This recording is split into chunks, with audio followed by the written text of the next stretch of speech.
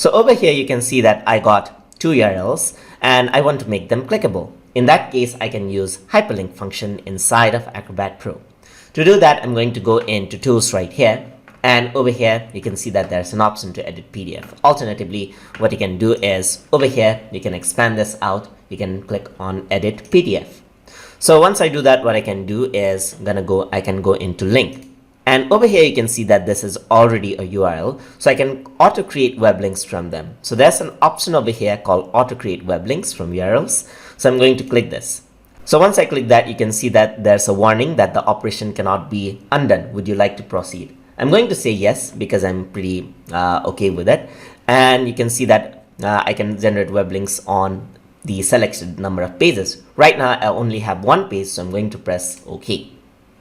So once I do that, I'm going to press OK right there. And you can see that both of them are clickable now. So if I were to click on it, you can see that it redirects my document to youtube.com. And I click it, you can see that my mail opens up.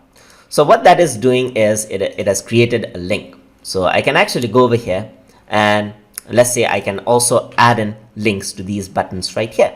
So let me go to link and I want to add an edit web or document link right here. So I'm going to add in a link right here.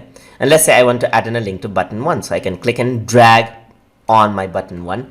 And I can also enable to make it visible rectangle. So I'm going to make it visible, this one. And the line can be dashed. The color of the rectangle can be yellow. Highlight style, let's choose invert right now. And line thickness should be, let's say, thick. So once I click on that button, I want to open up a web page. So I'm going to go over here. I can open up a web page or add in a custom link. So I'm going to open up a web page, press next. It asks me to enter the URL. So I'm going to go for http://www.google.com and I'm going to press OK. And you can see that now that button is clickable. I can drag in another button right here.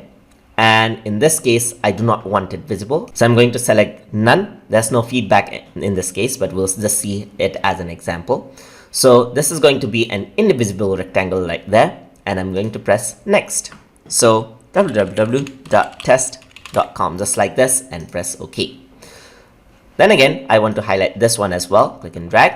And then I'm going to choose invisible rectangle for this one as well. And for this one, I'm going to click on outline as the highlight style. I'm going to press next.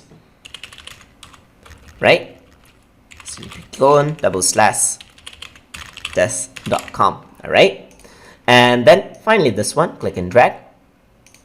Invisible rectangle. Insert. Next.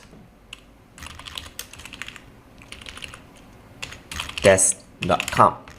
All right, there you go. I got 4 buttons. Now let's see them all in action. So I'm going to close this out, and over here you can see that this is clickable.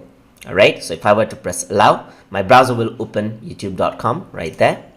I click this, it'll open up my email address right here. I click button 1, you can see that there's this button right here. So if I were to click this, there's a highlight. That's the invert function.